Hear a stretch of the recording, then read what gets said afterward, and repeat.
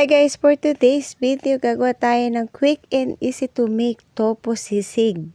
And this is the ingredients that I have in my kitchen. Of course, this tofu.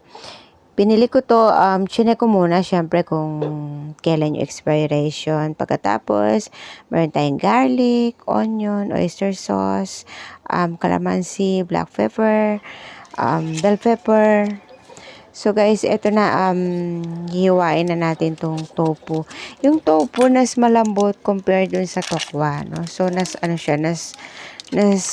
madaling madurog compare sa tokwa, yung tokwa kasi nas firm, di ba? Sa lasa, medyo iba-iba rin yung lasa ng tokwa tsaka ng tofu. Meron kang mabibiling tofu na premium. May special tokwa and tofu na masarap talaga, yung may lasa na siya, tulad yung dinideliver dito sa amin nung suki namin si nanay. Masarap yung klase ng tokwa niya guys. May lasa na, malinamnam na bali yung tokwa niya. Okay, tapos na tayong hiwain yung tofu. Dito naman tayo sa bell pepper. So, dalawang kulay to guys, red and green bell pepper. Hiwain ko lang din ng maliliit lang ng cubes ang pagkakahiwa. Pagkatapos nito, maghihiwa na rin tayo ng dalawang siling green. Ito guys, depende na sa inyo kung gaano karami yung ilalagay nyo na sili. Kasi yung iba, syempre gusto yung mas maanghang, no?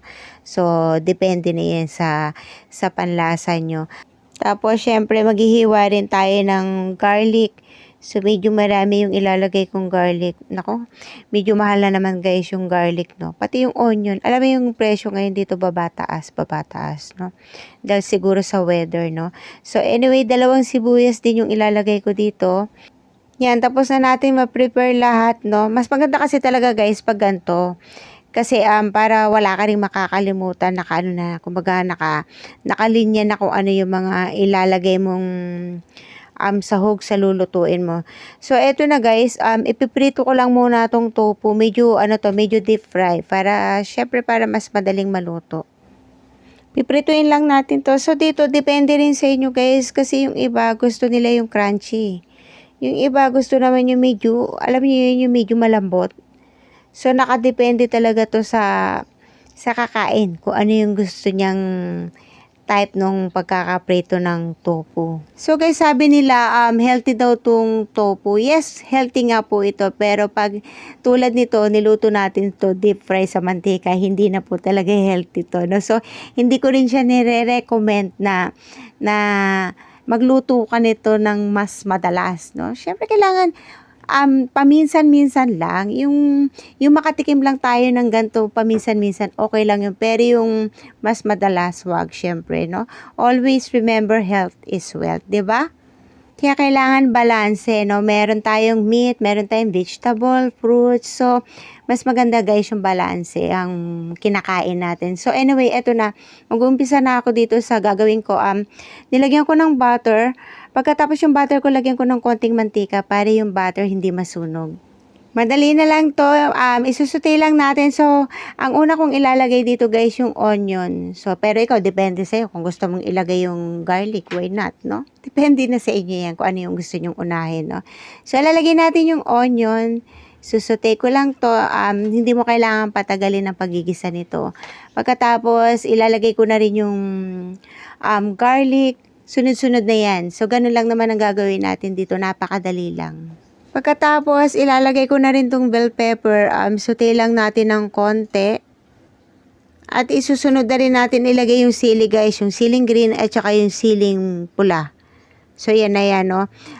Sunutay lang natin ng konti ito para palabasin lang yung flavor, no? So, pagkatapos nito, ilalagay na rin natin kaagad itong tofu. Pagkatapos nito, syempre haluin lang natin ng konti. Tapos guys, ilalagay na natin yung mga pampalasa.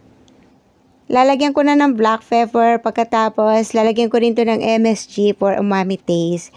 Pero guys, kung hindi kayo gumagamit ng bechin, so, kasi depende sa inyo yan kung gusto nyo lagyan or hindi, no?